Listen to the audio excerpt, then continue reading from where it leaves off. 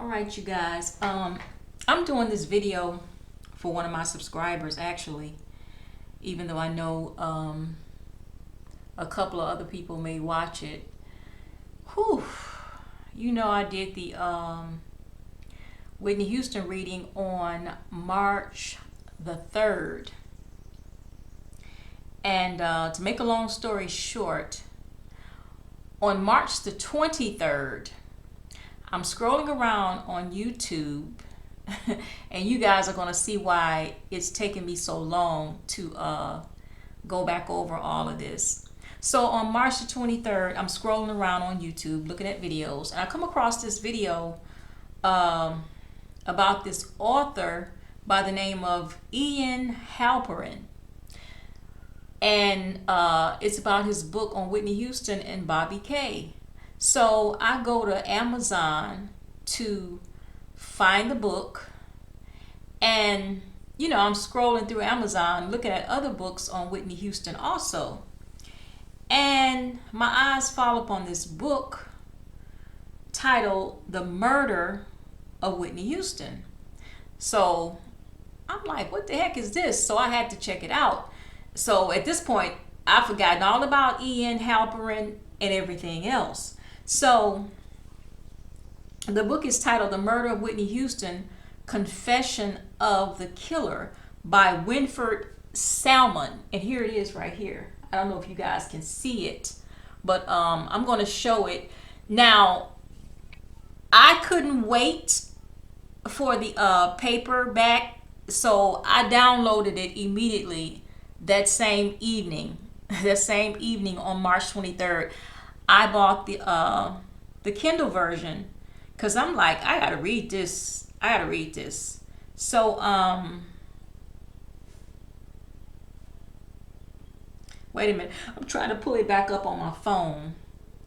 So I downloaded it that same evening, and I'm just gonna read just an excerpt from it because I ordered the paperback last week, and I'm going to open that in a minute. Haven't opened it yet, but I'm going to read an excerpt, and this is eerily similar to the reading that I did on her with the Kanzari cards. And I want you guys to I'm not going to spoil the whole thing because I want you guys to check it out. I'm just going to read an excerpt. Okay, basically it's about this man named Snitch who contacted this journalist by email because he wanted to confess his part, the part that he played in the murder of Whitney Houston. And so the journalist meets him at this hotel in New York, and he just basically lays everything on the line. Okay, starting on page 15. Oh man, wait a minute.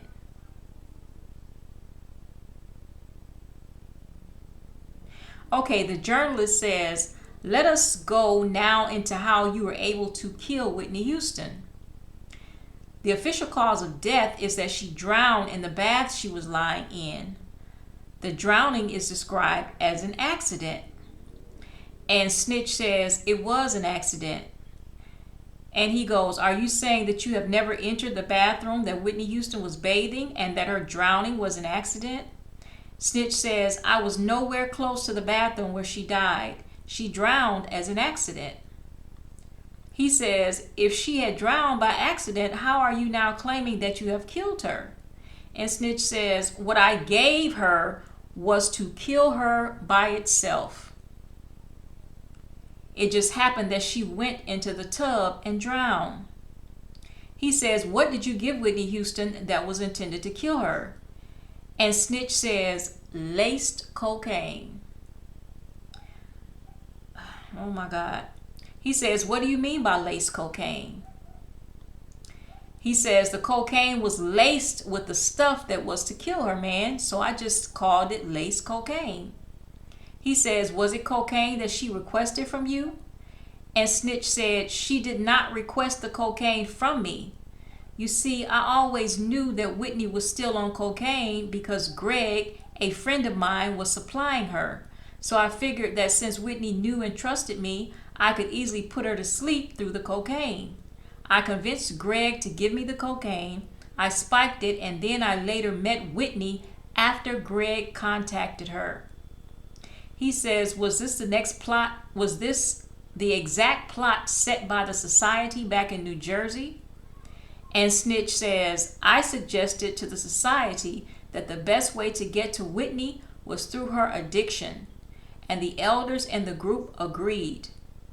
I used to supply Whitney and Bobby Brown with crack, marijuana, and cocaine before I stopped, so Whitney knew me as a former supplier. Maybe, and I mean maybe, she never knew that I knew she was still on the illegal stuff. You said you gave her laced cocaine. What was the thing that you used to lace the cocaine? And Snitch says, tablets. And that's what I said in that reading. We're going to go over all of that. And he says, what kind of tablets? An elder from the society, and Snitch says, an elder from the society who gave them to me called them potassium chloride tablets. She said I must crush the tablets to powder and put in Whitney's drink, cocaine, or food. I chose to put it in her cocaine. I was told that the dose was enough to kill her. And the journalist says, the name of the drug sounds like prescription drugs.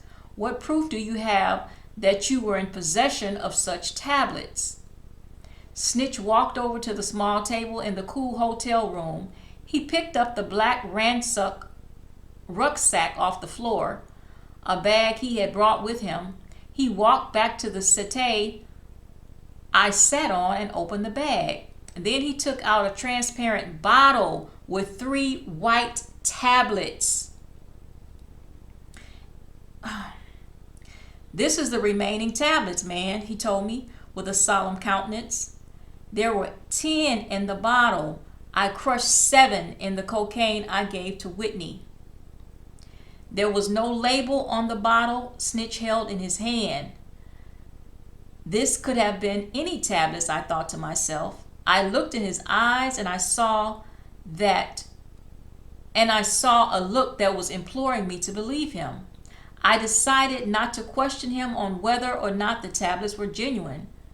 This would have made no sense since he had already told me that the tablets were given to him by an elder from the society. A day after my interview with Snitch, I met Dr. Presley, a favorite doctor of mine, to learn more about potassium chloride tablets. The tablets cannot be obtained without prescription. You hear that? According to the doctor, such tablets can cause death if wrongly used. But of course, almost any kind of tablets can cause death if wrongly used. I asked Dr. Presley to tell me whether or not potassium chloride tablets could have caused Whitney Houston to drown in the bath she was in.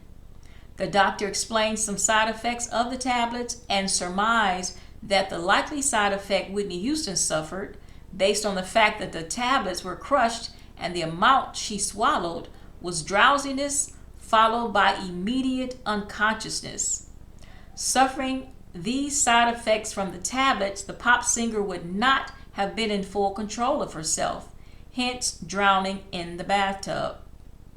So it is right, or seems right, to believe that Whitney Houston died primarily as a result of the, quote, laced cocaine she took from Snitch in that fateful meeting in Beverly Hills, California.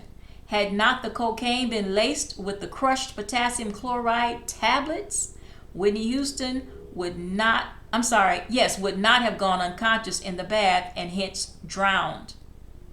I did take one of the tablets from Snitch. I had Dr. Presley test it for potassium chloride. The test came back positive, which proved that Snitch was not lying about what the tablets are. He told me the truth. The portly, muscular, and lusty-looking black man needed me to believe every inch of his account of what happened to Whitney Houston. I gradually believed him as the interview went on without a break in the cool room at the Bentley Hotel in New York. I'm almost at the end, y'all. What happened when you met Whitney Houston with the lace cocaine? And Snitch says, I met her inside the Beverly Hilton Hotel in Beverly Hills after Greg phoned her and told her that I was to meet her with the stuff.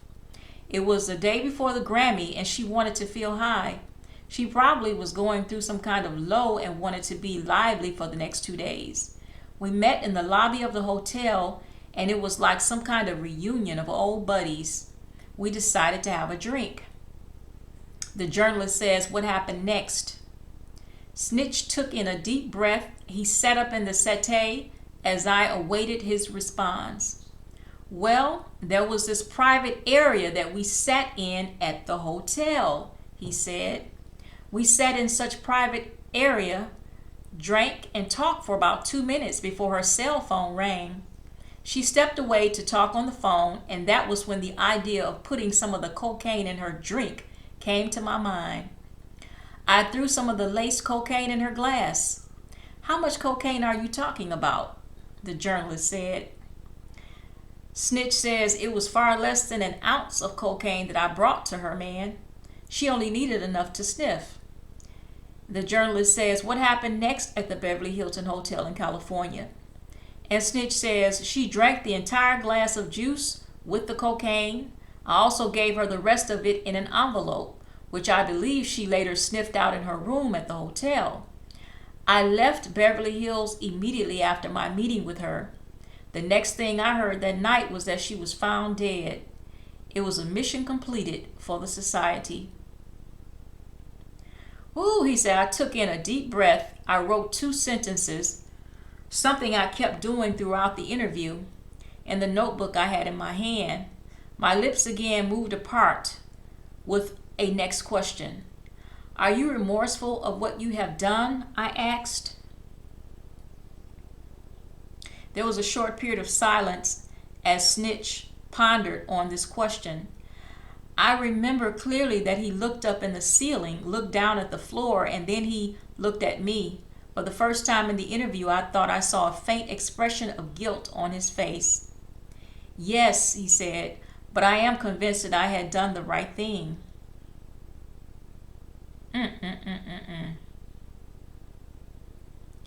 Wow, I gotta stop right here, y'all. Ooh.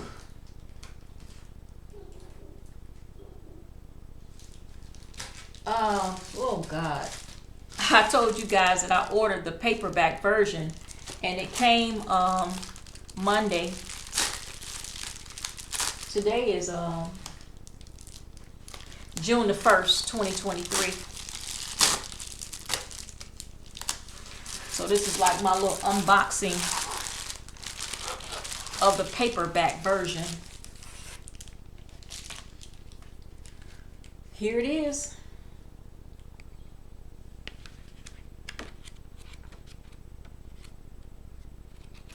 It's a very short read, and it's only, the page numbers, there's no page numbers in here.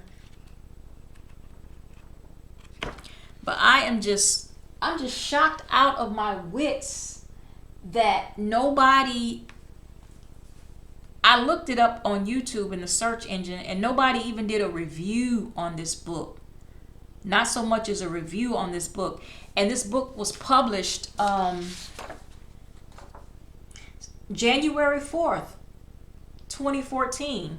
Like basically 2 years after she died. And there's one on the murder of Whitney, Snitch, and Bobby Christina that was published September 4th, 2015. And nobody on YouTube or even mentioned it. It's got like 35 reviews. None of them are really all that good, but I just don't get it. And then, like I said, I discovered this book on the 23rd of March, like 20 days after doing the reading on Whitney Houston. Then I did the reading on Bobby K on April 7th. Now you can see why that reading went the way that it was, the way that it did. I mean, I was just so in shock. I'm trying to read her cards, all the while my mind is on Whitney, this book, and I was just like, it was just too much. It was just too much. But let's go over that reading that I did on Whitney Houston, and it is very similar to what this man was saying in the book.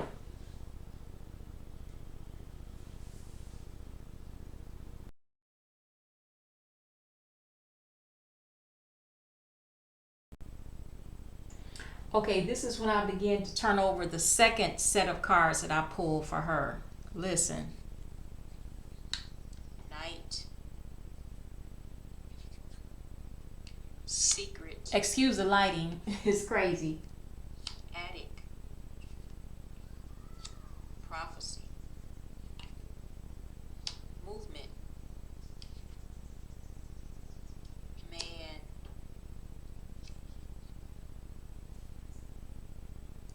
Pills. Well, actually it says illness, but the picture is a picture of a bottle of pills right here. Now you see how I had to stop and explain myself when I turned that card over with the pills? I got pills. That was what I got intuitively. But I know you guys, my audience, are watching, and y'all probably like, well, it says illness on the card. Why she say pills? Because that's what I got. My intuition said pills.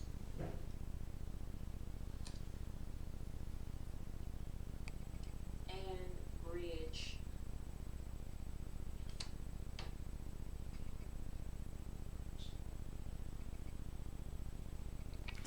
Oh man, that's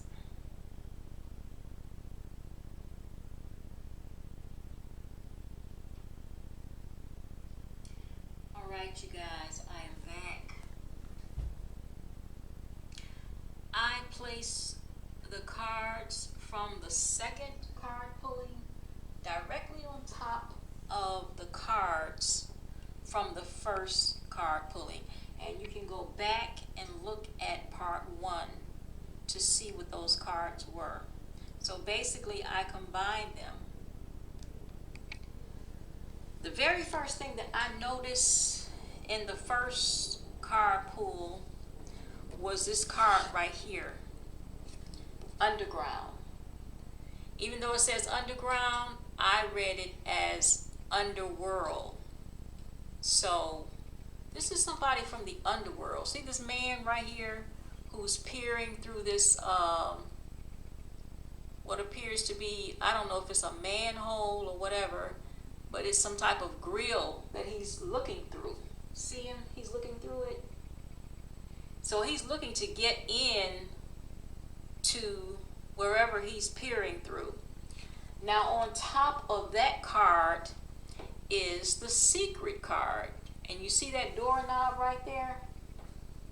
You see that doorknob? And that arrow is pointing to the left. Now look at these two cards right here. This is the attic. And you can see a set of hands like coming through, like he's trying to get through. This is either the attic or the roof, okay? And this particular man from the underworld came down these flight of stairs right here, okay? So here he is again. And I know that this is him because look at the sign for Aquarius in the left hand corner right here. Aquarius rules groups and organizations, and that is who this man is a part of, this group or organization. The society. The underworld. Now look at the card on the bottom right here, this bedroom card, which is a picture of a woman lying face down on the floor, which is Whitney. Her body partially covered by the bed down to her legs. And you see this card right here where he's on the top right here? So he has something to do with her lying right there. Yep. Okay? Yes. God, this is crazy. Her body may have been moved too. With the movement card here, her body may have been moved to that tub. Oh my God. So take the card, the underground card, which I read as underworld. Um,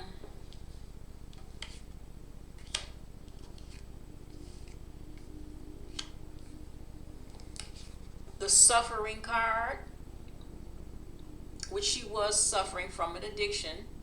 And that's why all this stuff happened, because Whitney was suffering from a drug addiction. Look at Neptune in the corner right here. I told you. R. Then you check the U card, the addict card. That's a U. Then you take the secret card. And what does it spell? Drug. Drug. So, this man from the underworld who came through secretly to her room, administered, gave, or sold, or whatever, this particular drug to her, Yep. caused her demise. Yep. The bottle of pills. That's what caused her demise. Yes. This drug. Mm-hmm.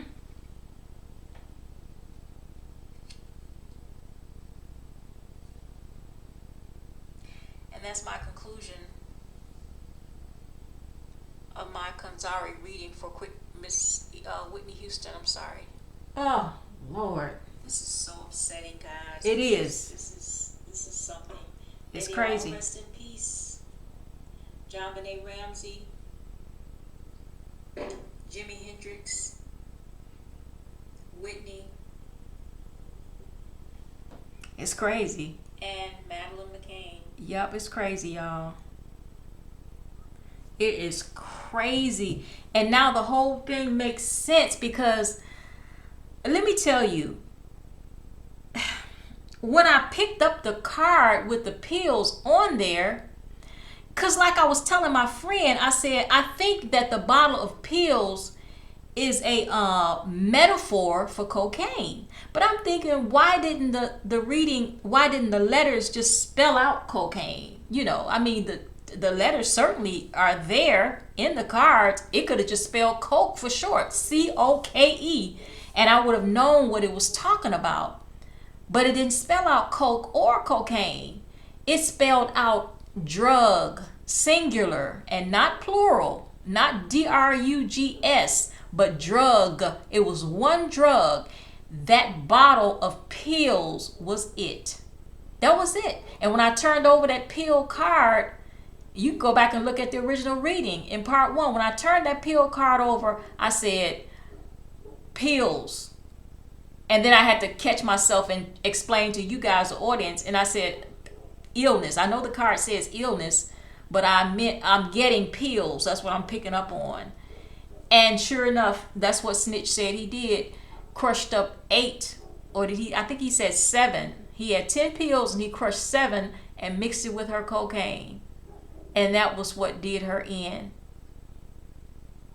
So even though I was right, but I didn't know I was right, because I'm like, I'm getting cocaine is what he sold her. Because I said in the reading, I said whatever he gave to her, sold to her, or administered to her. Gave meaning he just gave it to her. Okay, here, you can have it free.